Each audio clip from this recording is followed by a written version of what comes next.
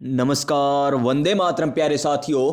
अगर आप कर रहे हो ग्राम विकास अधिकारी की तैयारी तो इस क्लास को लास्ट तक लगा लेना दोस्तों, क्योंकि इस क्लास में हम करने वाले हैं सैटेलाइट टॉपिक। जी हां दोस्तों, जनरल साइंस में आपको टॉपिक दे रखा है सैटेलाइट, जहां से एक या दो क्वेश्चन आपसे पूछे जाएंगे।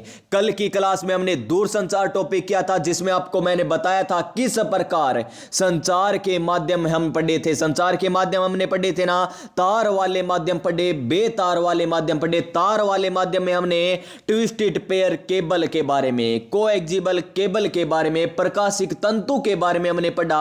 और उसी प्रकार हमने बेतार वाले टॉपिक में हमने क्या क्या पढ़ा था, बेतार वाले माध्यम में हमने क्या क्या पढ़ा था। सबसे पहले हमने पढ़ा रेडियो तरंगों के बारे में, उसके बाद माइक्रोवेव तरंगों के बारे में हमने पढ़ा, ब्लूटूथ, वाईफाई, इन सभी के बारे में हमने कल पढ़ा था। इसी कड़ी को हम आगे बढ़ाते हुए आज हम पढ़ने वाले हैं सैटेलाइट टॉपिक, जहां से प्यारे विद्यार्थियों एक या दो क्वेश्चन आपको वीडियो के एग्जाम में जरूर देखने को मिलेंगे। दोस्तों क्यों मिलेंगे? क्योंकि पिछली बार भी वीडियो के एग्जाम में यहां से क्वेश्चन आए थे, एलडीसी के भी एग्जाम में यहां से क्वेश्चन पूछे गए हैं, और प्यारे विद्यार्थियों सीईटी के एग्जाम में भी यहां से क्वेश्चन पूछे गए हैं। यानी वर्तमान में अधीनस्थ बोर्ड सैटेलाइट से क्वेश्चन तो पूछता ही पूछता है, और सिलेबस में अगर दे रखा हो ना दोस्तों तो 100% यहां से क्वेश्चन पूछेगा। तो चलिए आज की क्लास हम स्टार्ट करते हैं नई ऊर्जा, नई उमंग, नए मोटिवेशन के साथ। और आज का हमारा मोटिवेशन क्या है कि वक्त से लड़कर जो नसीब बदल दे इंसान, वही जो अपनी तकदीर बदल दे। यहां कल क्या होगा कभी ना सोच मेरे दोस्त, क्या पता कल वक्त खुद अपनी तस्वीर बदल दे, क्या पता कल वक्त खुद अपनी तस्वीर बदल दे। तो पहली लाइन को पढ़िए, पहली लाइन में ही पहला क्वेश्चन छुपा हुआ है। और क्या है पहला क्वेश्चन? देखिए कि अंतरिक्ष विभाग क्या है।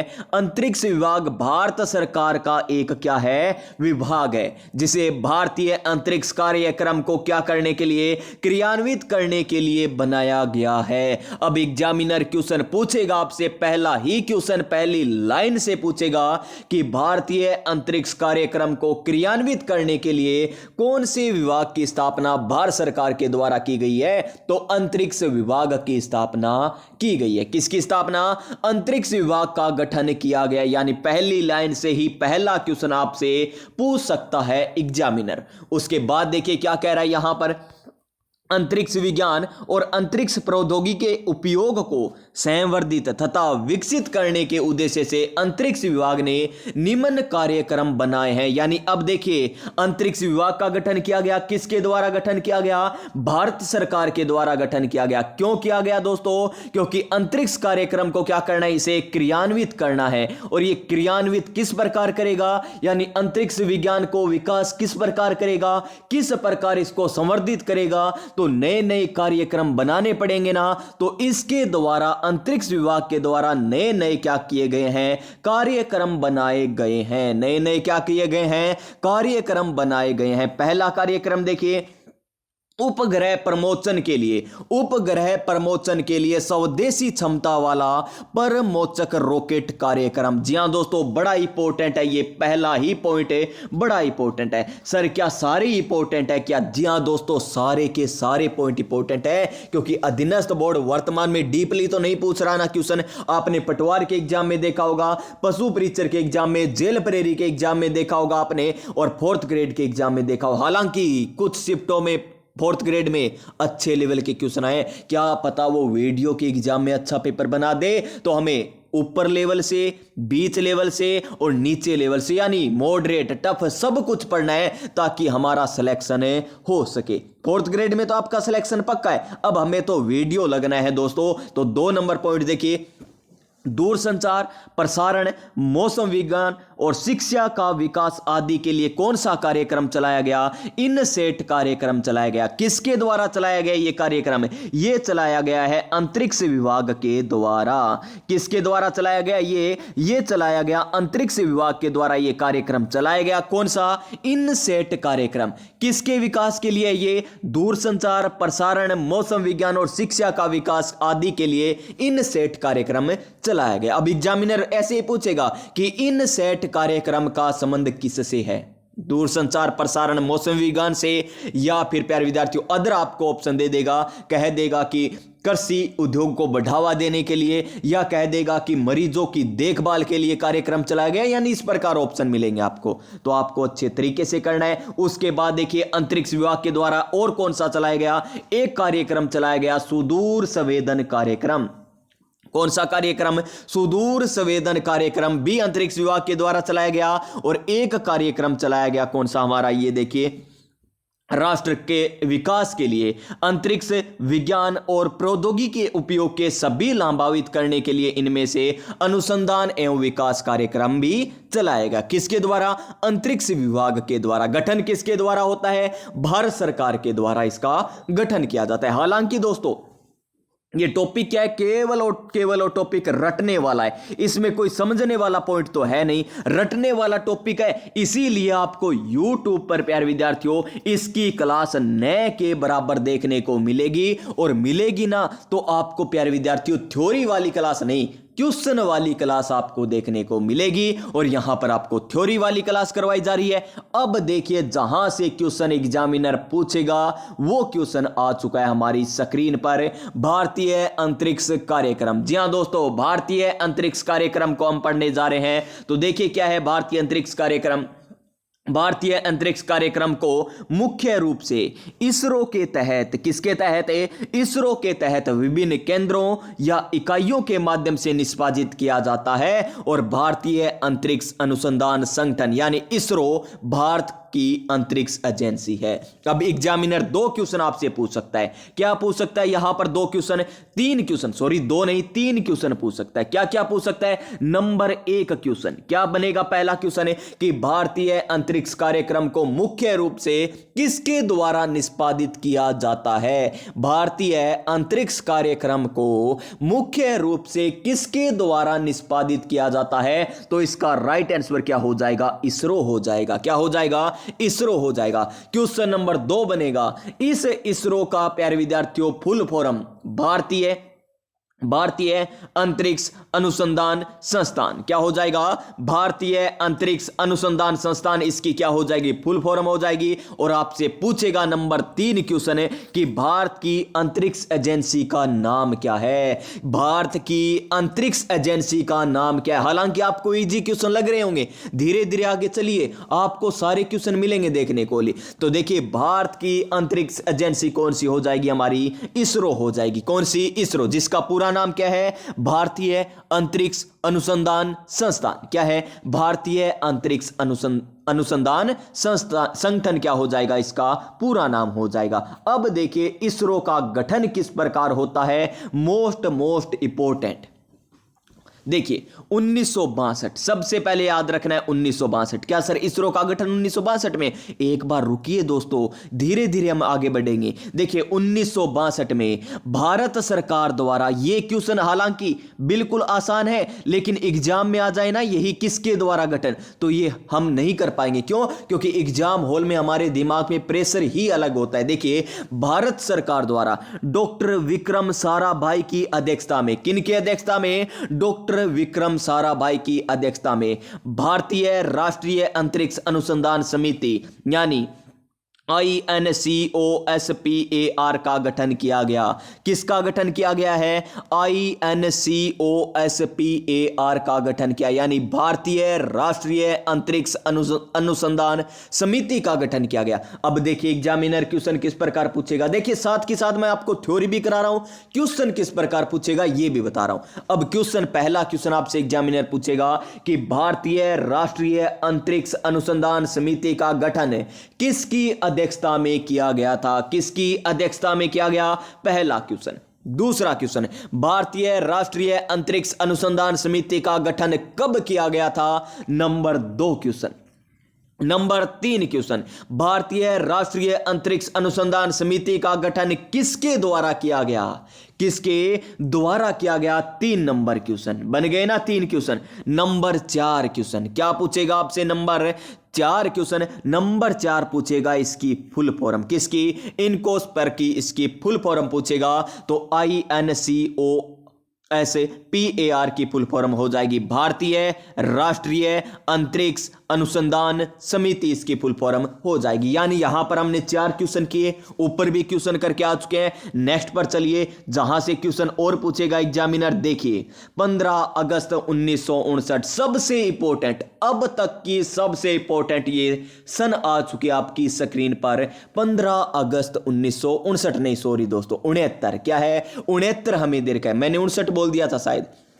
देखिए क्या है, इनकोस्पार जिसका गठन कब हुआ था, 1962 में हुआ था। क्या हुआ था इसका गठन है, 1962 में हुआ। किसके द्वारा हुआ था इसका गठन, भारत सरकार के द्वारा किया गया था। भारत सरकार के द्वारा इसका गठन किया गया था। किसकी अध्यक्षता में किया गया था, यह किया गया था किसकी अध्यक्षता में, विक्रम साराभाई, डॉक्टर विक्रम साराभाई की अध्यक्षता में इसका गठन किया गया था। विक्रम साराभाई की अध्यक्षता में इसका गठन किया जाता है। किसका, इनकोस्पार का गठन। और ये 15 अगस्त 1969 में क्या हो जाता है, 69 में इसरो का गठन कर दिया जाता है, या इसरो की स्थापना कर दी जाती है। किसके स्थान पर है, इनकोस्पार के जगह पर। किसके जगह पर है, इनकोस्पार की जगह पर। किसकी स्थापना, इसरो की स्थापना कब कर दी जाती है, 15 अगस्त 1969 को कर दी जाती है। जिसका मुख्यालय कहां पर है,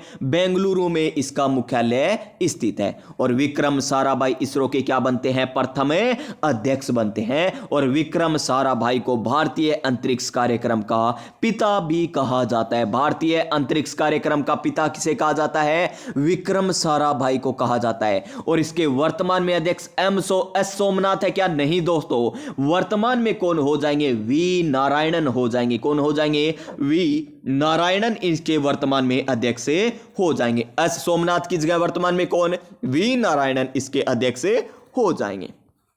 उसके बाद देखिए क्या कह रहा है यहां पर, उसके बाद कह रहा है कि भारत ने अंतरिक्ष आयोग का गठन किया। ठीक है, भारत सरकार ने क्या किया, अंतरिक्ष आयोग का भी गठन किया। ठीक है, और जून 1972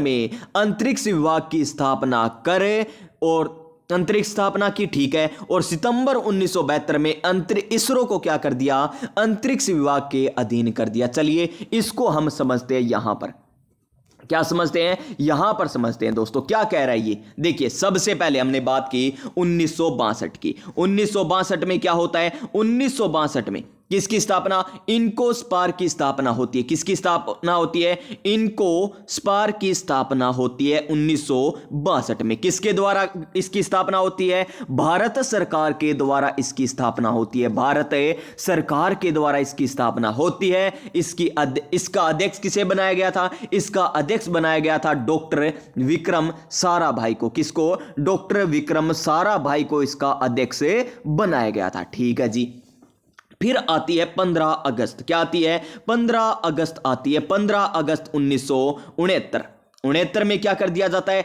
इसरो की स्थापना कर दी जाती है। किसकी स्थापना, इसरो की स्थापना कर दी जाती है। किसके स्थान पर, इनकोस्पार के जगह पर इसरो की स्थापना कर दी जाती है। जिसका प्यारे विद्यार्थियों मुख्यालय कहां पर स्थापित किया जाता है, बेंगलुरु में इसका मुख्यालय स्थापित किया जाता है। किसकी अध्यक्षता में इसका गठन किया जाता है, तो वही प्यारे विद्यार्थियों कौन, डॉक्टर विक्रम साराभाई। डॉक्टर विक्रम साराभाई। तो प्यारे विद्यार्थियों डॉक्टर विक्रम साराभाई क्या हो जाएंगे, अंतरिक्ष कार्यक्रम के क्या हो जाएंगे, हमारे भारतीय अंतरिक्ष कार्यक्रम के क्या हो जाएंगे, पिता हो जाएंगे। भारतीय अंतरिक्ष कार्यक्रम के पिता कौन हो जाएंगे, डॉक्टर विक्रम साराभाई हो जाएंगे।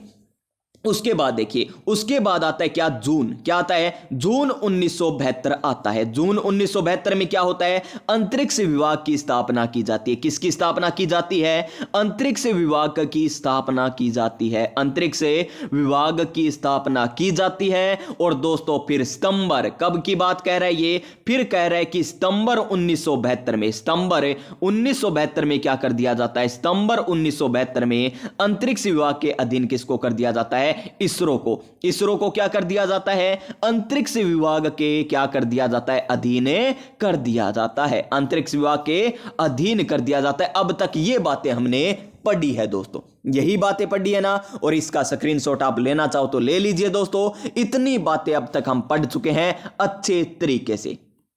ये लीजिए दोस्तों, यहां तक सभी को समझ में आया होगा। तो प्यारे विद्यार्थियों नेक्स्ट पर चलिए। नेक्स्ट देखिए हमें क्या कह रहा है, भारतीय अंतरिक्ष कार्यक्रम के प्रमुख केंद्र। इंपॉर्टेंट है, क्या है, इंपॉर्टेंट है। सबसे पहले देखिए इसरो। इसरो का केंद्र कहां पर है, मुख्यालय कहां पर है, तो बेंगलुरु में हो जाएगा। इसका गठन कब होता है, 15 अगस्त 1979। फिर देखिए 69 दोस्तों, ये कंफ्यूज क्यों हो रहे हैं बार बार, 69 में इसका गठन होता है, 15 अगस्त 1969 को इसका गठन होता है। ठीक है जी, गठन हो गया। कब होता है, 15 अगस्त 1969 को गठन होता है। किसका, इसरो का होता है। बेंगलुरु में इसका मुख्यालय है। ठीक है जी। उसके बाद देखिए भौतिक अनुसंधान प्रयोगशाला। भौतिक अनुसंधान प्रयोगशाला, इसका गठन कब होता है, 1974 में इसका गठन होता है। और इसका मुख्यालय कहां पर है, अहमदाबाद में है। इसका मुख्यालय कहां पर है, अहमदाबाद में। उसके बाद आता है SCL यानी सेमी कंडक्टर प्रयोगशाला, यानी लेबोरेटरी हो गई, सेमी कंडक्टर प्रयोगशाला। इसका मुख्यालय कहां पर है, मोहाली पंजाब में है। मोहाली पंजाब में इसका क्या हो जाएगा, इसका हो जाएगा मुख्यालय। ठीक है जी। उसके बाद आता है भारतीय सुदूर संवेदन संस्थान, जिसका गठन कहां पर किया गया, इसका मुख्यालय कहां पर है, तो देहरादून में हो जाएगा। कहां पर है, देहरादून में इसका क्या हो जाएगा, मुख्यालय हो जाएगा। अंतरिक्ष आयोग का मुख्यालय कहां पर है, इसका बेंगलुरु में है। राष्ट्रीय वायुमंडलीय अनुसंधान प्रयोगशाला का ये कहां पर है, तो तिरुपति के निकट गंडकी में इसका क्या है, ठीक है, इसका स्थान हो जाएगा, मुख्यालय हो जाएगा। और पूर्वोत्तर अंतरिक्ष अनुप्रयोग केंद्र कहां पर है, शिलोंग में हो जाएगा। कहां पर है, शिलोंग में हो जाएगा। देखिए अब तक हमने क्या क्या पढ़ा, इसरो का पढ़ा कहां पर, बेंगलुरु में।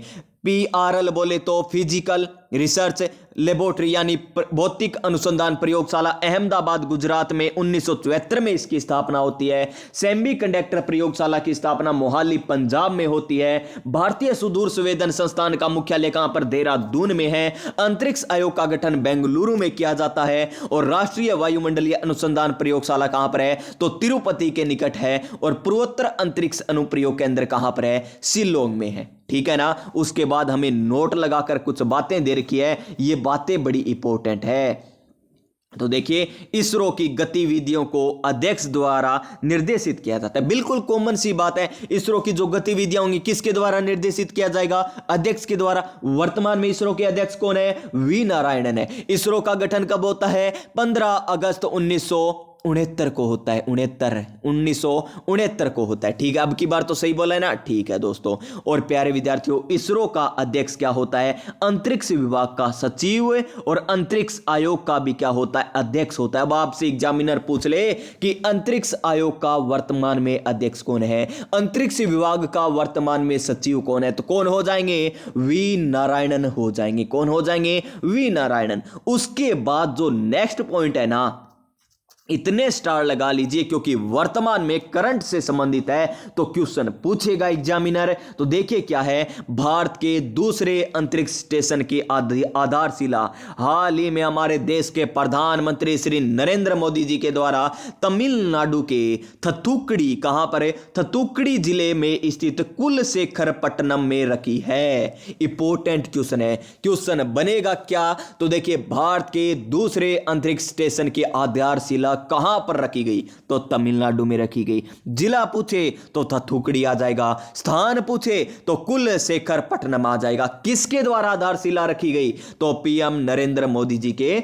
द्वारा रखी गई। और इसरो अंतरिक्ष विभाग के अधीन रहते हुए निम्न संस्थाओं के माध्यम से क्या करता है, अपने कार्यक्रम को, गतिविधियों को क्रियान्वित करता है।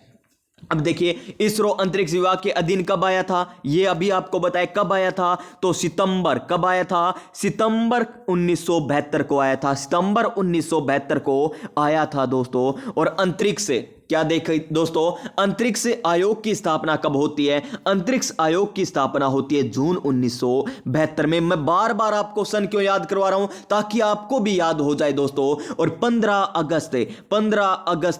अगस्त 1979, फिर 79 नहीं 69 दोस्तों। आज तो बड़ी दिक्कत हो गई, 69, 59, 79। अब आपके मन में भी आएगा कि सर को कुछ आता ही नहीं है, तो मान के चलिए दोस्तों कुछ नहीं आता, लेकिन आपको पढ़ना है तो अच्छे तरीके से पढ़ लीजिए। इससे आप अंदाजा लगा रहे हो आता या नहीं आता, तो कोई दिक्कत नहीं है, आप लगा सकते हो। आज पता नहीं क्या हो गया दोस्तों, ये नाम ही सही नहीं लिखा जा रहा। 1979, फिर 79, 69, एक बार लिखते हैं दोस्तों, 59, 69, 79, 59, 69, 79, ये देखिए ये होता है दोस्तों। और हालांकि मैथ का और स्टूडेंट हूं मैं, ये और सबसे बड़ी बात हो गई। आज तो बड़े अचंभे की बात हो गई, बड़े अचरज वाली बात हो गई कि हमें ये भी पता नहीं है कि 79 किसे कहते हैं, 59 किसे कहते हैं और 69 किसे कहते हैं। हंसने वाली बात नहीं है दोस्तों, ये बड़ी अचंभे की बात है। और ये बात पता नहीं है ना, तो प्यारे विद्यार्थियों कुछ ना कुछ दया, कुछ ना कुछ तो गड़बड़ है, तैयारी करनी पड़ेगी इनकी। तो देखिए नेक्स्ट पर चलिए, इसरो के प्रमुख केंद्र हमें पढ़ने हैं। इसरो के क्या पढ़ने, हमें प्रमुख केंद्र हमें पढ़ने हैं दोस्तों।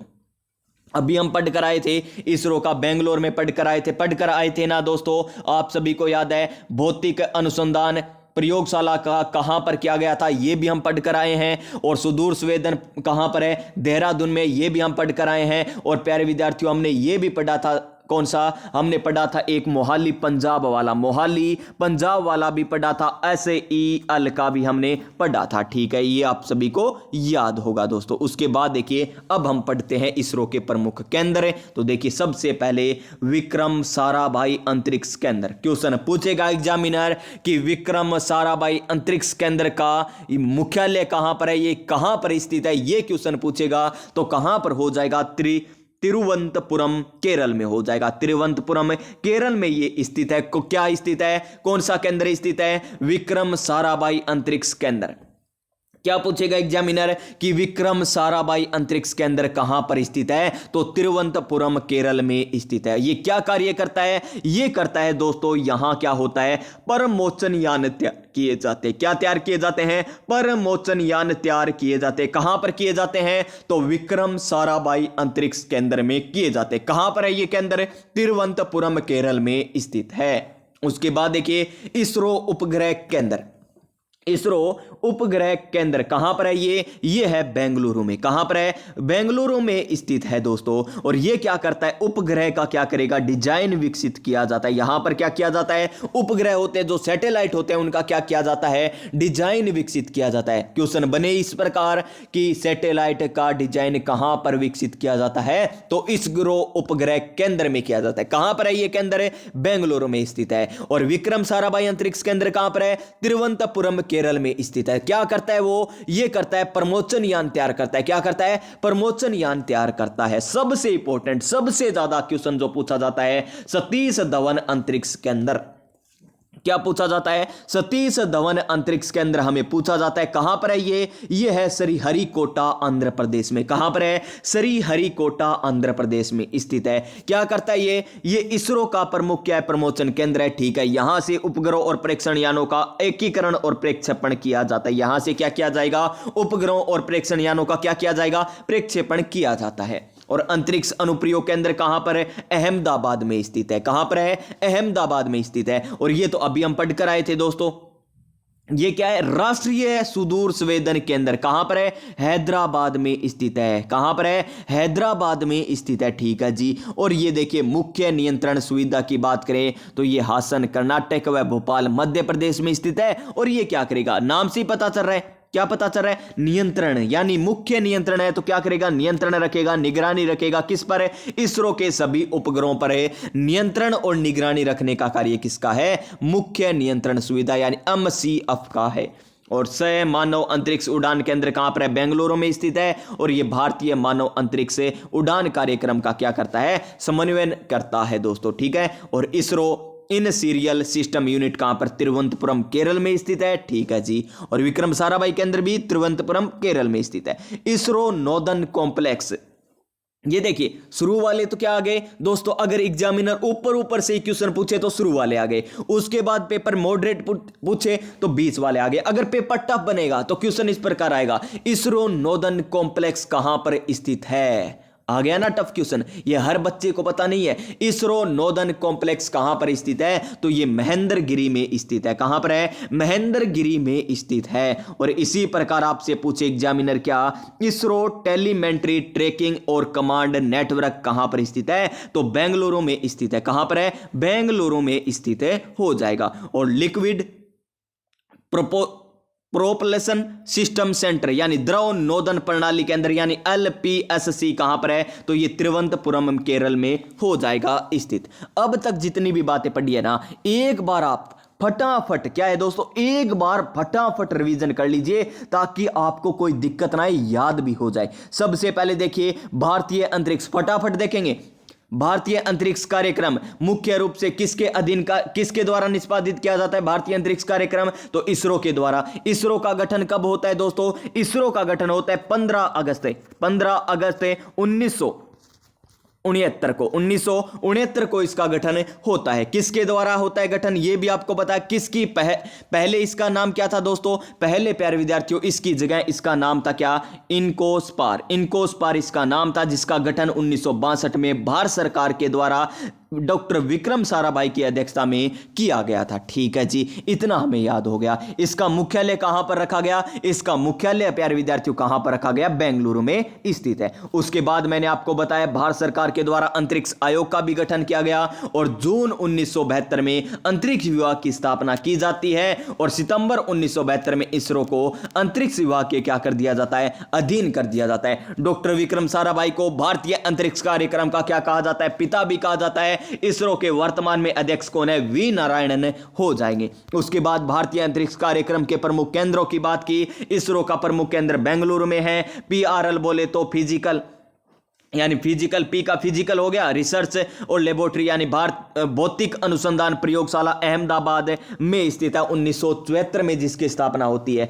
SCL यानी सेमी कंडक्टर प्रयोगशाला की स्थापना मोहाली पंजाब में होती है। ठीक है जी। और भारतीय सुदूर संवेदन संस्थान कहां पर है, ये भारतीय सुदूर संवेदन संस्थान है। ठीक है, कहां पर होती है, देहरादून में। लेकिन राष्ट्रीय पूछे, राष्ट्रीय सुदूर संवेदन कहां पर है, तो वो प्यारे विद्यार्थियों कहां पर हो जाएगा, वो हमारा हैदराबाद में हो जाएगा। ठीक है, अंतरिक्ष आयोग कहां पर है, बेंगलुरु में। राष्ट्रीय वायुमंडलीय अनुसंधान प्रयोगशाला तिरुपति के निकट में स्थित है और पूर्वोत्तर अंतरिक्ष अनुसंधान कहां पर है, शिलोंग में। ठीक है जी। उसके बाद आपको बताया था कि जो इसरो का अध्यक्ष होगा वही क्या होगा, अंतरिक्ष विभाग का सचिव होगा और अंतरिक्ष आयोग का क्या होगा, अध्यक्ष होता है। और हाल ही में प्रधानमंत्री नरेंद्र मोदी जी के द्वारा दूसरे अंतरिक्ष स्टेशन की आधारशिला कहां पर रखी है, तो वो रखी है तमिलनाडु। कौन से जिले में, थतुकुडी जिले में। क्या है प्यारे विद्यार्थियों, कुलशेखरपट्टनम स्थान हो जाएगा, वहां पर रखी गई है। ठीक है जी। उसके बाद हमने क्या देखे, उसके बाद हमने देखे इसरो के प्रमुख केंद्र। सबसे इंपॉर्टेंट आता है विक्रम साराभाई अंतरिक्ष केंद्र कहां पर है, तिरुवनंतपुरम केरल में स्थित है, जहां से क्या किया जाता है, प्रमोचन यान तैयार किए जाते हैं। और प्यारे विद्यार्थियों उपग्रह डिजाइन कहां पर विकसित किए जाते हैं, उपग्रह का डिजाइन कहां पर विकसित किया जाता है, तो इसरो उपग्रह केंद्र कहां पर है, इसका मुख्यालय बेंगलुरु में है। कहां पर है, बेंगलुरु में। सतीश धवन अंतरिक्ष केंद्र कहां पर है, श्रीहरिकोटा आंध्र प्रदेश में स्थित है। और ये क्या करता है, ये प्यारे विद्यार्थियों प्रक्षेपण का कार्य करता है। ठीक है जी। अंतरिक्ष अनुप्रयोग केंद्र अहमदाबाद में स्थित है और ये देखिए राष्ट्रीय सुदूर संवेदन केंद्र कहां पर है, हैदराबाद में है। आ गया ना। और वो क्या था, भारतीय सुदूर संवेदन संस्थान था, वो कहां पर था, वो अभी हम पढ़कर आए हैं देहरादून में। ठीक है ना। और मुख्य नियंत्रण सुविधा की बात करें तो ये क्या कहां पर स्थित है, हासन कर्नाटक और भोपाल मध्य प्रदेश में। ये क्या करेगा, नियंत्रण और निगरानी का कार्य करता है। किसके ऊपर, उपग्रहों का क्या करेगा, नियंत्रण करेगा और निगरानी रखेगा।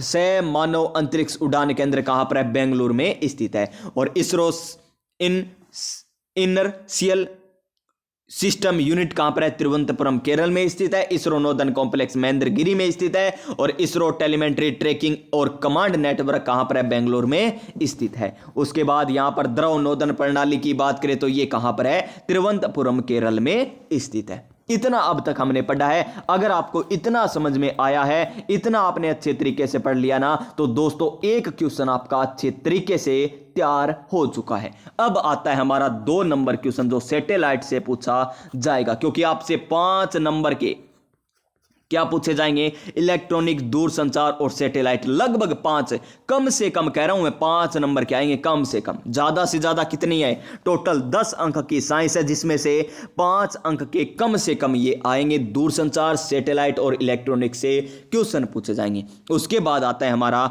न्यू स्पेस इंडिया लिमिटेड यानी NSAIL।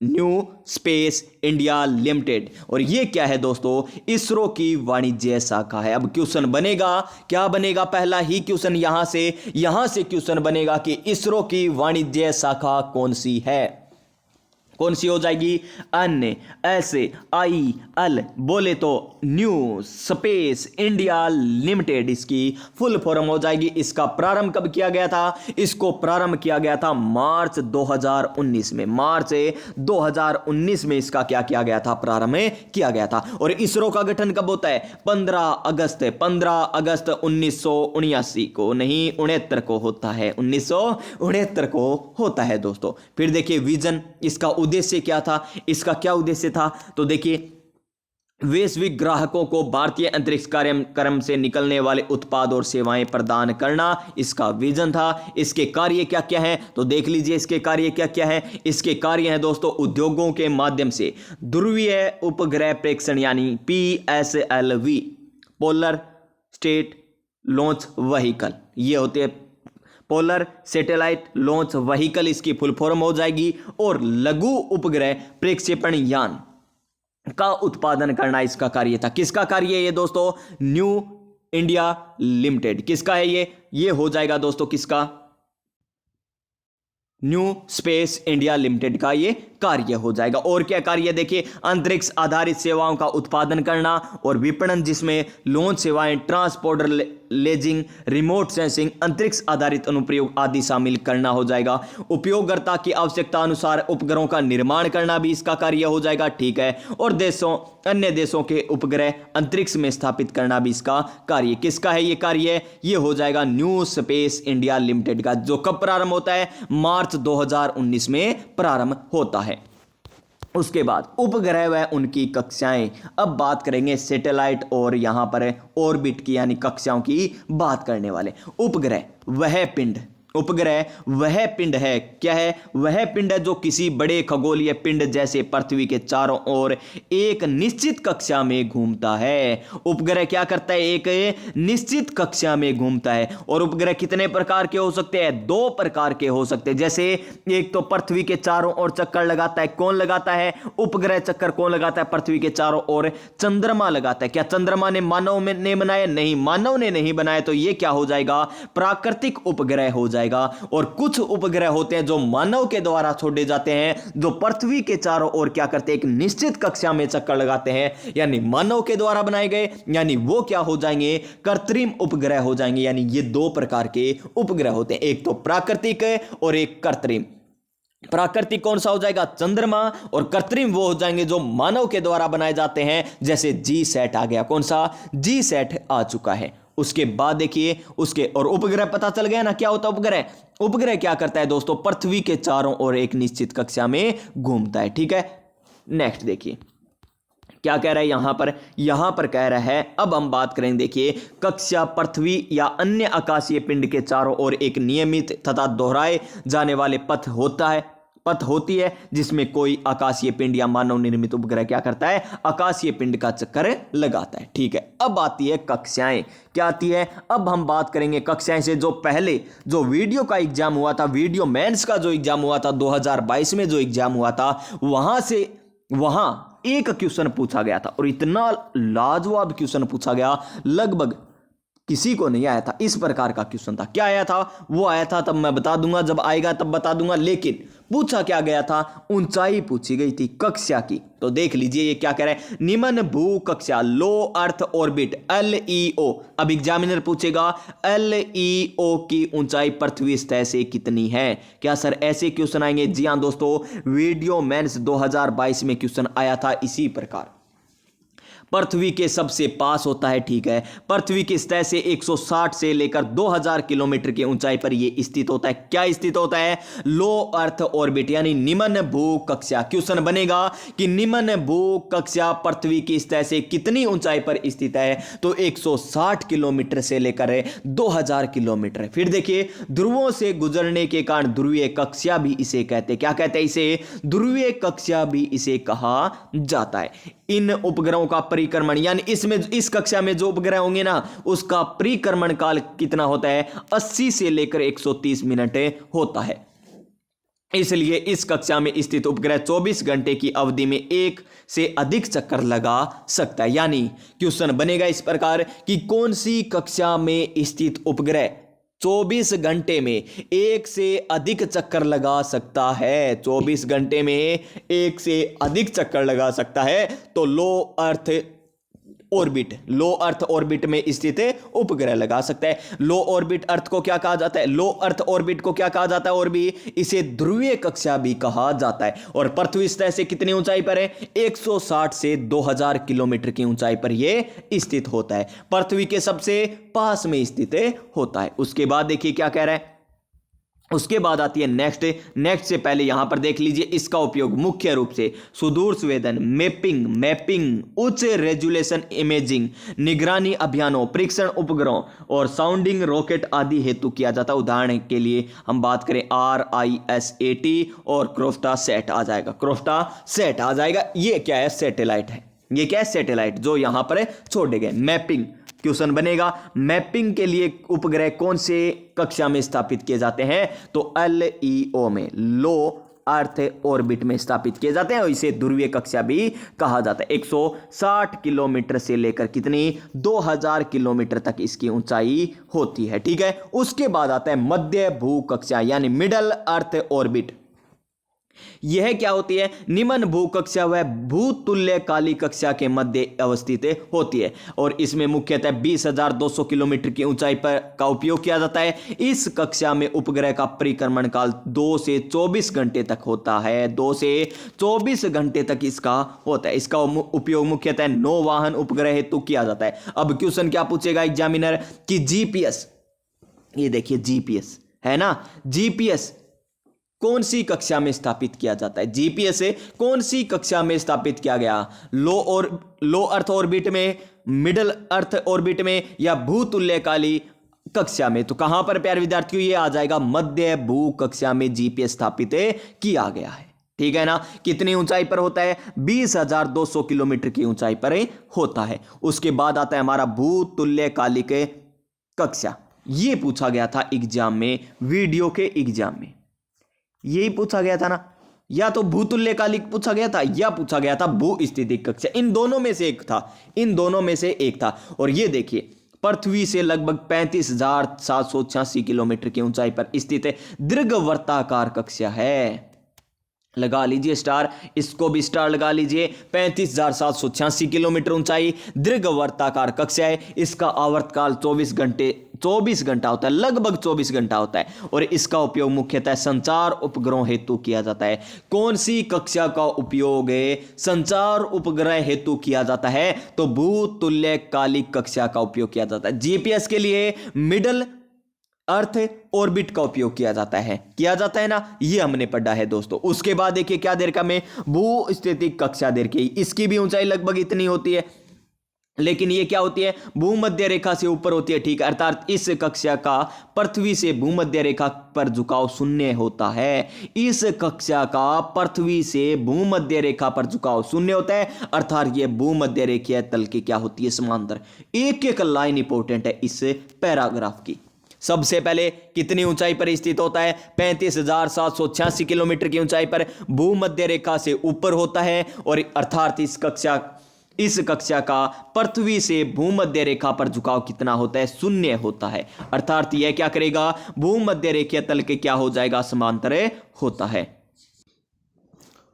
उसके बाद देखिए दोस्तों, ये लीजिए बड़ा इंपॉर्टेंट है, ये तो बड़ा इंपॉर्टेंट है। यह पृथ्वी के घूमने के साथ ही घूमते हैं, इसलिए यहां स्थित उपग्रह पृथ्वी से हमेशा एक ही स्थान पर स्थिर दिखाई देते हैं। यानी पृथ्वी से हमेशा एक ही स्थान पर स्थित दिखाई देने वाले उपग्रह कौन सी कक्षा में स्थापित किए जाएंगे? तो अभी हम पढ़ कर आए कौन सी कक्षा? भू स्थितिक कक्षा में स्थापित किए जाएंगे। और इस कक्षा में कौन से उपग्रह स्थापित किए जाएंगे? इनसैट और जीसैट। इंपॉर्टेंट है, मोस्ट इंपॉर्टेंट। जी हां दोस्तों, इनसैट और जीसैट उपग्रह कौन सी कक्षा में? ये हो जाएंगे भू स्थितिक कक्षा में, जिसमें संचार, मौसम की जानकारी इसी कक्षा में स्थापित उपग्रह देते हैं। टीवी, रक्षा उपग्रह आदि यहां पर इस कक्षा में स्थापित किए जाते हैं। उसके बाद आती है हमारी पोलर ऑर्बिट यानी ध्रुवीय कक्षा, और यह एक निम्न प्रकार की निम्न प्रकार का ये एक प्रकार होता है। हमने देखा था दोस्तों लो अर्थ ऑर्बिट में, हमने देखा था कि इसे ध्रुवीय कक्षा भी कहा जाता है। तो वही बात है,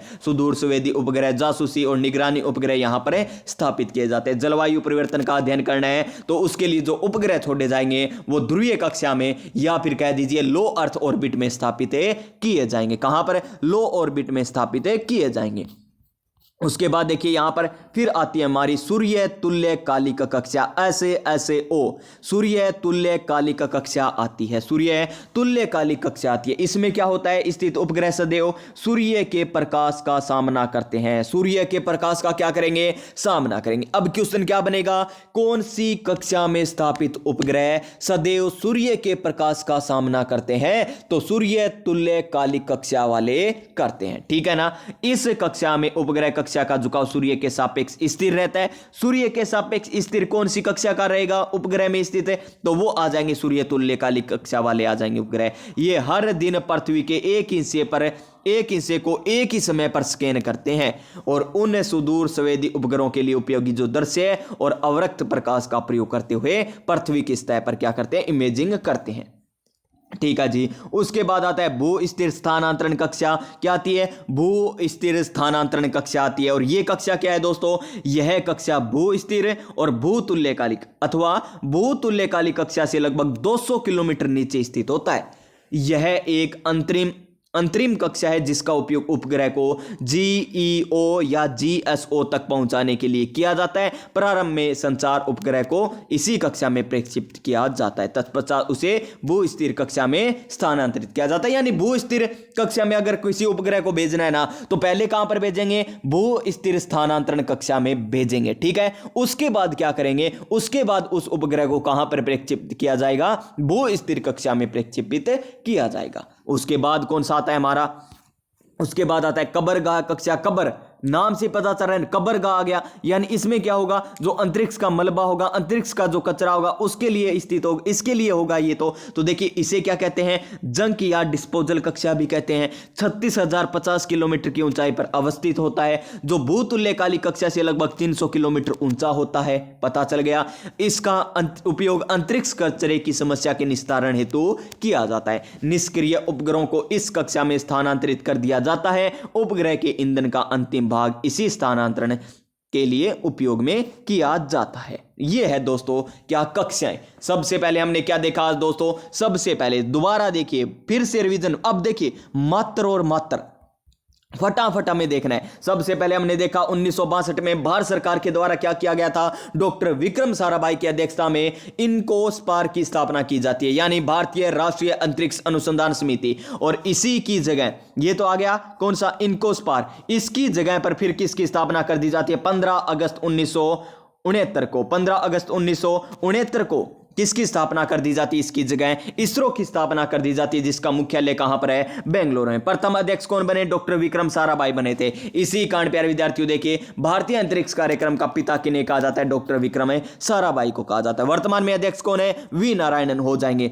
अंतरिक्ष आयोग का गठन किया जाता है किसके द्वारा? भारत सरकार के द्वारा। और अंतरिक्ष विभाग की स्थापना कब की जाती है? जून 1972 में की जाती है। सितंबर 1972 में क्या किया जाता है? इसरो को अंतरिक्ष विभाग के अधीन कर दिया जाता है। उसके बाद भारतीय अंतरिक्ष कार्यक्रम के प्रमुख केंद्र हमने देखे तो देखिए इसरो का बेंगलुरु हो जाएगा। PRL का अहमदाबाद 1974 में जो स्थापित हुआ था यहां पर हो जाएगा। सेमीकंडक्टर प्रयोगशाला मोहाली पंजाब में। भारतीय सुदूर संवेदन संस्थान देहरादून में। लेकिन राष्ट्रीय सुदूर संवेदन केंद्र पूछे तो वो कहां पर आ जाएगा? हैदराबाद में आ जाएगा। अंतरिक्ष आयोग बेंगलुरु में है और राष्ट्रीय वायुमंडलीय अनुसंधान प्रयोगशाला कहां पर है? ये हो जाएगा तिरुपति में हो जाएगा, तिरुपति के निकट हो जाएगा। और पूर्वोत्तर अंतरिक्ष अनुप्रयोग केंद्र कहां पर? शिलोंग में। जो अंतरिक्ष इसरो का अध्यक्ष होगा वो अंतरिक्ष विभाग का सचिव होगा, अंतरिक्ष आयोग का अध्यक्ष होगा। हाल ही में देश के प्रधानमंत्री नरेंद्र मोदी जी के द्वारा क्या किया गया है? दूसरा अंतरिक्ष स्टेशन की आधारशिला रखी गई। कहां पर रखी गई?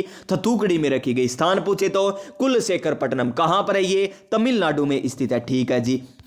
उसके बाद प्रमुख केंद्र देखे हमने, तो प्रमुख केंद्रों की बात करें तो विक्रम साराभाई अंतरिक्ष केंद्र कहां पर है? तिरुवनंतपुरम में आ जाएगा। इसरो उपग्रह केंद्र कहां पर है? बेंगलुरु में हो जाएगा। सतीश धवन अंतरिक्ष केंद्र श्रीहरिकोटा आंध्र प्रदेश में आ जाएगा। अंतरिक्ष अनुप्रयोग केंद्र कहां पर? अहमदाबाद गुजरात में आ जाएगा। राष्ट्रीय सुदूर संवेदन केंद्र हैदराबाद में आ जाएगा। मुख्य नियंत्रण सुविधा कहां पर है? दो जगह, एक तो आसन कर्नाटक में, एक भोपाल मध्य प्रदेश में। सह मानव अंतरिक्ष उड़ान केंद्र कहां पर? बेंगलुरु में।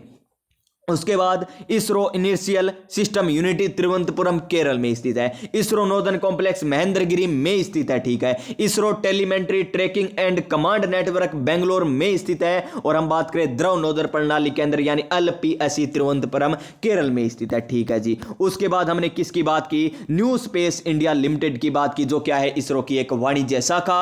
मार्च 2019 में इसका गठन किया गया था। इसका कार्य क्या है दोस्तों? जो ध्रुवीय उपग्रह प्रेक्षण यानी पोलर सैटेलाइट लॉन्च व्हीकल है। और प्यारे विद्यार्थियों, जो स्मॉल यानी लघु उपग्रह स्मॉल सैटेलाइट जो लॉन्च व्हीकल है, उनका क्या करना? उत्पादन करना इसका कार्य है, ठीक है। उसके बाद हमने उपग्रह और उनकी कक्षाएं देखी। उपग्रह दो प्रकार के होते हैं। और उपग्रह किसे कहते हैं? जो प्यारे विद्यार्थियों क्या करते हैं? एक खगोलीय पिंड के चारों ओर क्या करते हैं? चक्कर लगाते हैं। जैसे पृथ्वी के चारों ओर चंद्रमा चक्कर लगाता है, पृथ्वी के चारों ओर जैसे G-सैट हो गया, अनसैट हो गया, ये चक्कर लगाते हैं ना उपग्रह, वो हो गए। एक तो मानव के द्वारा बनाए जाते हैं और एक कौन सा होता है? प्राकृतिक होता है। प्राकृतिक की बात करें तो चंद्रमा आ जाएगा और कृत्रिम की बात करें तो G-सैट हमारा हो जाएगा, ठीक है। उसके बाद हमने कक्षाएं देखी। सबसे पहले हमने देखी लो अर्थ ऑर्बिट है, जो 160 से 2000 किलोमीटर है, पृथ्वी के एकदम नजदीक में। इसे ध्रुवीय कक्षा भी कहते हैं। और प्यारे विद्यार्थियों, यहां से क्या होता है? 24 घंटे की अवधि में एक से अधिक चक्कर लगा सकता है, ठीक है। उसके बाद हमने नंबर 2 पर देखी मध्य भूकक्षा,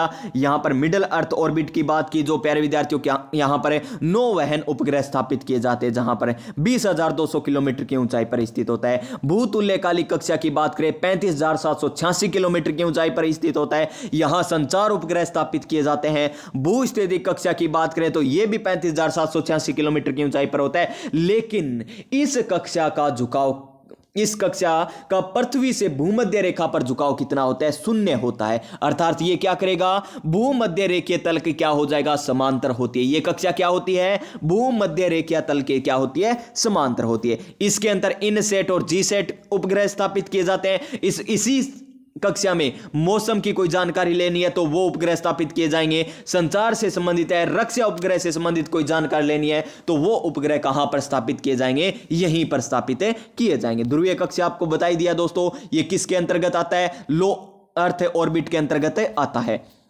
उसके बाद सूर्य तुल्यकालिक कक्षा की बात करें तो ये यहां पर सूर्य का प्रकाश क्या पड़ता है? सामने से पड़ता है, ठीक है जी। और भू स्थिर स्थानांतरण कक्षा की बात करें तो प्यारे विद्यार्थियों, ये स्थानांतरण करेगा, यानी भू स्थिर कक्षा में स्थानांतरित करने से पहले कहां पर उपग्रह को भेजा जाता है? तो भू स्थिर स्थानांतरण कक्षा में भेजा जाता है। उसके बाद कहां पर भेजा जाएगा? भू स्थिर कक्षा में स्थानांतरित कर दिया जाएगा, ठीक है। कब्रगाह, कब्र से यानी नाम से पता चल रहा है, यानी कचरे का क्या करेगा? ये समस्या का निस्तारण करेगा और इसे जंक या डिस्पोजल कक्षा भी कहा जाता है, ठीक है जी। उपग्रह के मुख्य घटक अब आते हैं हमारी स्क्रीन पर। इतना प्यारे विद्यार्थियों आपको याद हुआ, चाहे रटकर याद कर लो, चाहे किसी प्रकार याद कर लो, बस याद कर लो दोस्तों, क्वेश्चन 100% बनेगा यहां से। उपग्रह के मुख्य घटक, सबसे पहले आता है बस। कौन सी बस है? सिटी बस है या हमारी रोडवेज बस है या प्राइवेट बस है? वो बस नहीं है। ये बस कौन सा होता है? उपग्रह का मुख्य हिस्सा, जहां उपग्रह के सभी उपकरण जैसे पेलोड, सोलर पैनल, विद्युत बैटरी आदि जुड़े रहते हैं ना, उसे बस कहा जाता है। क्या कहा जाता है? उसे बस कहा जाता है। जहां पेलोड हो गया, सोलर पैनल हो गया, विद्युत बैटरी हो गया आदि जुड़े रहते हैं ना, उसे कहा जाता है। अब पेलोड क्या होता है? पेलोड क्या होता है? पेलोड देख लीजिए, उपग्रह के उपकरण जैसे एंटीना, कैमरा, रडार, ट्रांसपोंडर आदि को पेलोड कहा जाता है। क्या कहा जाता है? पेलोड कहा जाता है। किसको? जैसे एंटीना हो गया, कैमरा, रडार हो गया, ट्रांसपोंडर हो गया, इसे पेलोड कह दिया जाता है, ठीक है जी। और देखिए क्या कह रहा है यहां पर, ये हो गए हमारे क्या दोस्तों? प्रमुख घटक। अब आता है जहां से क्वेश्चन एग्जामिनर फिर से पूछता है सर्वाधिक। जी हां दोस्तों, ये करंट का मैटर आ गया। अब करंट आएगा, थोड़ा सा करंट आएगा दोस्तों, करंट आपको पढ़ना पड़ेगा। तो देखिए, प्रमुख प्रक्षेपण यान कौन कौन से हैं? सबसे पहले हमारा आता है दोस्तों कौन सा? सैटेलाइट लॉन्च व्हीकल, उपग्रह प्रक्षेपण यान, जिसका विकास कब किया गया? 1979 में। अब की बार सही है, 1979 में प्रारंभ हुआ था और इसरो का गठन 15 अगस्त 1969 को होता है। ठीक है जी। और 1962 में क्या होता है? 1962 में इनकोस्पार की स्थापना होती है भारत सरकार के द्वारा। किसकी अध्यक्षता में? डॉक्टर विक्रम साराभाई की अध्यक्षता में। बार बार इसलिए बता रहा हूं ताकि आपको दिमाग में ही छप जाए, कि बार बार बोलेंगे ना याद हो जाएगा। तो देखिए उसके बाद यह 4 चरण का ठोस ईंधन वाला प्रक्षेपण यान है।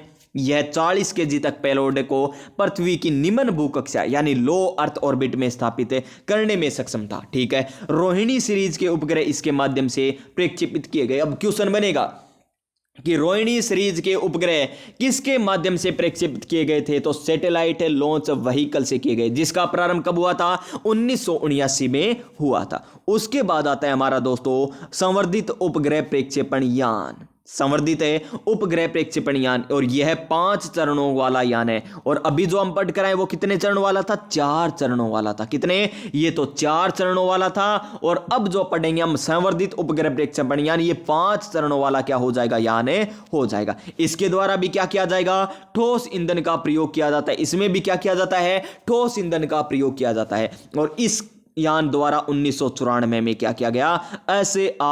SAROSSC2 उपग्रह को कक्षा में सफलतापूर्वक स्थापित किया गया था। ठीक है। और निम्न भू कक्षा में स्थापित कर सकता है। ठीक है। ये भी निम्न भू कक्षा में। और हमारा सोलर नहीं, सैटेलाइट लॉन्च व्हीकल भी निम्न भू कक्षा में, जिसका प्रारंभ कब हुआ था? 1979 में हुआ था। और ये संवर्धित उपग्रह प्रक्षेपण यान 1994 में होता है। इसका प्रयोग 1994 में होता है। उसके बाद आता है हमारा ये पोलर सैटेलाइट लॉन्च व्हीकल यानी ध्रुवीय उपग्रह प्रक्षेपण यान PSLV, वर्तमान में सबसे ज्यादा इंपोर्टेंट। यह तीसरी पीढ़ी का 4 चरणों वाला यान है। इसके पहले और भी तीसरे चरण के ठोस ईंधन और दूसरे और चौथे चरण के द्रव ईंधन का प्रयोग किया जाता था। ठीक है। यह है तीसरी पीढ़ी का 4 चरणों वाला यान। ठीक है ना। और ये देखिए इसमें क्या क्या किया जाता है? इसमें प्यारे विद्यार्थियों 139 इंजन व इसका विकास, प्यारे विद्यार्थियों, विकास इंजन का उपयोग किया जाता है। यह यान 1750 किलोग्राम भार ले जा सकता है। और यह प्यारे विद्यार्थियों सूर्य तुल्यकालिक ध्रुवीय कक्षा में स्थापित कर सकता है। उपग्रह को कहां पर स्थापित कर सकता है? सूर्य तुल्यकालिक ध्रुवीय कक्षा में स्थापित कर सकता है। और यह 1400 किलोग्राम भार के उपग्रह को भूतुल्यकालिक कक्षा में स्थापित कर सकता है। यानी यह भूतुल्यकालिक में भी स्थानांतरित कर सकता है, सूर्य तुल्यकालिक ध्रुवीय कक्षा में भी स्थापित कर सकता है, और सूर्य तुल्यकालिक में ध्रुवीय में कक्षा में स्थापित कर सकता है। यानी इसी के माध्यम से क्या किया गया होगा? मंगलयान का सफलतापूर्वक प्रक्षेपण किया गया था। कब किया गया मंगलयान का? 2013 में। कौन से? PSLV यानी polar satellite launch vehicle C-25 से किया गया था। और इसी लॉन्च व्हीकल से यानी PSLV लॉन्च व्हीकल C-37 के द्वारा कार्टोसैट 2 सीरीज उपग्रह समेत 104 उपग्रहों का प्रक्षेपण भी किया गया था। ठीक है। उसके बाद भूतुल्यकालिक उपग्रह प्रक्षेपण यान आते हैं दोस्तों, और ये क्या करेंगे? ये 3 चरणों वाला चतुर्थ पीढ़ी का, ये तो कौन सा था? तीसरी पीढ़ी का था। कौन सा? हमारा तीसरी पीढ़ी का कौन सा था? PSLV polar satellite launch vehicle था। और अब आ गया हमारा कौन सा? ये आ जाएगा भूतुल्यकालिक उपग्रह प्रक्षेपण यान आ जाएगा। ये चतुर्थ पीढ़ी का प्रक्षेपण यान हो जाएगा, जिसके द्वारा प्रथम चरण में ठोस, द्वितीय चरण में तरल, तीसरे चरण में क्रायोजेनिक इंजन का प्रयोग किया जाता है। ठीक है जी। उसके बाद देख लीजिए यहां पर, ये लीजिए S-200 इंजन, विकास इंजन, क्रायोजेनिक इंजन का उपयोग होता है। इसमें इंजन का प्रयोग कौन से किया जाता है? वो आ गया। और GSLV-DS द्वारा क्या किया गया था? GSAT-14 अंतरिक्ष की कक्षा में स्थापित किया गया। GSAT-14 जो उपग्रह, उसको कौन से लॉन्च व्हीकल से प्रक्षेपण किया गया था? तो GSLV-DS द्वारा किया गया था। कब? 2014 में किया गया था। और GSLV-30 या कह दीजिए LV-30 यानी बाहुबली फैट बॉय को, प्यारे विद्यार्थियों, ये क्या है? ये भी क्या है? हमारा 3 चरणों वाला एक यान है, जिसके प्रथम चरण में S-200 इंजन, दूसरे चरण में द्रव चरण, और जिसमें L-11 इंजन। ये इतने आपको डीप नहीं पढ़ने दोस्तों, ये इतने डीप आपको नहीं पढ़ने। पूछेगा एग्जामिनर तो किसी आएगा नहीं, और किसी को नहीं आएगा यानी वो कट ऑफ निर्धारित नहीं करते हैं। ठीक है ना। ये लीजिए कट ऑफ निर्धारण कौन से करते हैं? जो आपको आते हैं, और आते आते जो क्वेश्चन आप गलत करके आ जाते हो ना, आते आते क्वेश्चन जो गलत करके आ जाए, यानी इसरो की स्थापना पूछी, इसरो की स्थापना पूछी, ऑप्शन दे रखे थे 15 अगस्त 1959, 1969, 1979, 1989, ऐसे दे रखे थे ऑप्शन। आपने गलती से 1979 कर दिया तो वो प्यारे विद्यार्थियों आपको कट ऑफ से बाहर ले जाते हैं, न कि जो मुश्किल आते हैं वो नहीं ले जाते। इजी क्वेश्चन आपको कट ऑफ से क्या ले जाएंगे? बाहर ले जाएंगे, और वही क्या कराएंगे? आपका सिलेक्शन करवाते हैं। उसके बाद देखिए क्या कह रहा है, ये लीजिए कितना और रह गया दोस्तों मैटर, ये ठीक है, यहाँ पर तो अब थोड़ा ही रहा मैटर, तो देख लीजिए ये क्या कह रहा है, लघु उपग्रह प्रक्षेपण यान की बात हो रही है। इसरो द्वारा निर्मित यान है, ठीक है जी। 10 से 500 किलोग्राम के छोटे उपग्रह इसके द्वारा निम्न भूकक्षा में क्या किए जाते हैं? प्रक्षेपित किए जाते हैं। निम्न लघु आ गया तो निम्न भूकक्षा में स्थापित किए जाएंगे, ठीक है जी। और क्या है, इसकी लागत भी क्या होती है? कम होती है। और क्या है इसमें? इंपॉर्टेंट नहीं है दोस्तों, इतना इंपॉर्टेंट है, ठीक है। क्रायोजेनिक इंजन क्या होता है? ऐसा इंजन जिसमें मुख्य ईंधन के रूप में द्रव हाइड्रोजन तथा ऑक्सीकारक के रूप में द्रवित ऑक्सीजन का प्रयोग किया जाता है। क्वेश्चन पूछ ले, क्रायोजेनिक इंजन होता है जिसमें द्रव हाइड्रोजन ईंधन के रूप में, ऑक्सीकारक के रूप में द्रवित ऑक्सीजन का प्रयोग होता है, वो होता है क्रायोजेनिक इंजन। इसके द्वारा भारी उपग्रह को जीटीओ में स्थापित किया जा सकता है, ठीक है। किसके द्वारा? क्रायोजेनिक इंजन के द्वारा। इस इंजन की मुख्य समस्या क्या है? इस इंजन की मुख्य समस्या है दोस्तों गैस को तरल रूप में बनाए रखने हेतु अत्यधिक निम्न ताप प्राप्त करना, ये इसकी सबसे बड़ी समस्या है। साउंडिंग रॉकेट, ये क्या है? 1 या 2 चरण वाले ठोस प्रणोदित युक्त रॉकेट होते हैं, ठीक है। वायुमंडलीय क्षेत्रों के अध्ययन के लिए अंतरिक्ष अनुसंधान में किया जाता है इसका उपयोग, ठीक है। 1963 में थुम्बा से पहले साउंडिंग रॉकेट नाइक अपाचे का प्रक्षेपण किया गया था, जो अमेरिका निर्मित था दोस्तों। जो क्या था? अमेरिका से निर्मित था। यानी भारत ने सर्वप्रथम 1963 में क्या किया था? सबसे पहले थुम्बा से साउंडिंग रॉकेट, नाम क्या था? नाइक अपाचे का प्रक्षेपण किया था, जो क्या था? अमेरिका में निर्मित था, ठीक है जी। उसके बाद देखिए इसरो ने रोहिणी नाम की साउंडिंग रॉकेट की एक श्रृंखला शुरू की थी। इसरो ने, किसने? इसरो ने रोहिणी नाम की क्या थी? साउंडिंग रॉकेट की एक श्रृंखला शुरू की थी। क्वेश्चन बने कि रोहिणी नाम की साउंडिंग रॉकेट की एक श्रृंखला किसके द्वारा शुरू की गई थी? तो इसरो के द्वारा की गई। और भारत का प्रथम साउंडिंग रॉकेट कौन सा था? RH-75 यानी रोहिणी 75 था। उसके बाद देखिए रीयूजेबल लॉन्च व्हीकल कौन? Pushpak. Reusable launch vehicle Pushpak है, तो देख लीजिए क्या है? RLV यानी रीयूजेबल लॉन्च व्हीकल ऐसा प्रक्षेपण यान है जो पेलोड आपको बताया था क्या होता है? पेलोड को अंतरिक्ष में लॉन्च करने के बाद पुनः पृथ्वी के वातावरण में प्रवेश करता है तथा उच्च ताप दाब परिस्थितियों को सहन करते हुए लक्ष्य स्थान पर लैंड करता है। इसमें मानव मिशन संभव है, मानव मिशन संभव है दोस्तों, क्योंकि वापस पृथ्वी पर आ रहा है, वापस पृथ्वी पर आ रहा है तो मानव को वापस पृथ्वी पर लाना होगा, तो मानव क्या हो जाएगा? मानव मिशन इससे संभव है। इस प्रकार RLV को 1 से अधिक बार प्रक्षेपण हेतु प्रयुक्त किया जा सकता है, ठीक है जी। क्योंकि पृथ्वी पर आ गया तो वापस से इसे भेजा जा सकता है, तो एक बार से अधिक हो गया। 23 मई 2016 को इसरो द्वारा RLV TD टेक्नोलॉजी डेमोस्ट्रेटर का सफल परीक्षण किया गया था। इसमें क्या है? संक्रेम जेट इंजन का प्रयोग किया जाता है, ठीक है जी। RLV TD प्रोग्राम के तहत क्रूज उड़ान, हाइपरसोनिक उड़ान और यहां पर ऑटोमोनस लैंडिंग, एयर ब्रीदिंग प्रपल्शन आदि का परीक्षण और मूल्यांकन किया जाता है। और पुनः प्रयोजन हाइब्रिड रॉकेट की बात करें तो भारत के पहले पुनः प्रयोजन हाइब्रिड रॉकेट RH रोमी के चेन्नई के थिरुविंदई में TTDC ग्राउंड में लॉन्च किया गया था। इंपॉर्टेंट है, नाम पढ़ना जितना मुश्किल है उतना ही इंपॉर्टेंट है ये। भारत के पहले पुनः प्रयोज्य हाइब्रिड रॉकेट रुहुम्बी को चेन्नई के थिरुविंदई में TTDC ग्राउंड से क्या किया गया था? लॉन्च किया गया था। इस रॉकेट को तमिलनाडु स्थित स्टार्टअप स्पेस जोन इंडिया ने मार्टिन ग्रुप्स के साथ मिलकर विकसित किया था। इस रॉकेट द्वारा 3 क्यूब सैटेलाइट और 50 पिको सैटेलाइट को उपकक्षीय प्रक्षेप में प्रक्षेपित किया था। और यह सैटेलाइट क्या करता है? ग्लोबल वार्मिंग और जलवायु परिवर्तन शोध हेतु डाटा एकत्रित करता है। क्वेश्चन पूछे कि कौन सा सैटेलाइट ग्लोबल वार्मिंग एवं जलवायु परिवर्तन पर शोध हेतु डाटा एकत्रित करता है? तो वो आ जाएगा हमारा रूम ही फर्स्ट।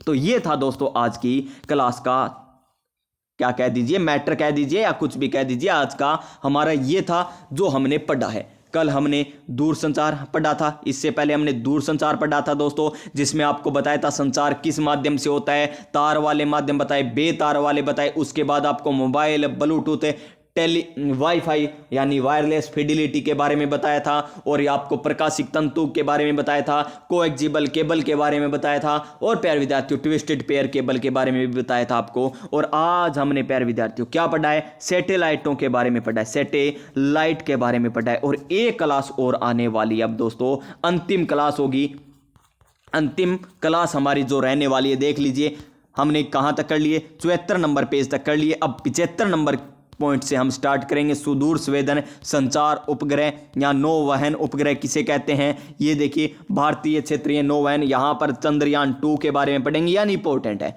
चंद्रयान 3, आदित्य L1 के बारे में पढ़ेंगे, ये देखिए एक्सपोसेट और PSLV C54, और अभी जो हाल ही में किए गए हैं 2000 कब दोस्तों 25 में जो किए गए उपग्रह प्रोबो 3, ये देखिए दिसंबर 2024 की बात है। ये देखिए स्पेस डेक्स मिशन 2024 दिसंबर की बात आ गई। उसके बाद देखिए इसरो का 100वां मिशन जनवरी 2025 में हुआ था, ये देखिए जनवरी 2025 में गगनयान कार्यक्रम, यानी हम अंत तक पढ़ेंगे। और प्यारे विद्यार्थियों इस प्रकार हमारा ये चैप्टर कंप्लीट हो जाएगा कल की क्लास में, कल की क्लास में हमारा ये चैप्टर भी कंप्लीट हो जाएगा, ठीक है ना दोस्तों। और नेक्स्ट क्लास देखने के लिए आपको चैनल को क्या करना होगा, सब्सक्राइब करना होगा। और हाँ 1969 याद रखना, 1969 याद रखना, 15 अगस्त 1969, ठीक है ना। मिलेंगे नेक्स्ट क्लास में नई ऊर्जा, नई उमंग, नए मोटिवेशन के साथ। तब तक प्यारे साथियों, जय हिंद, जय भारत।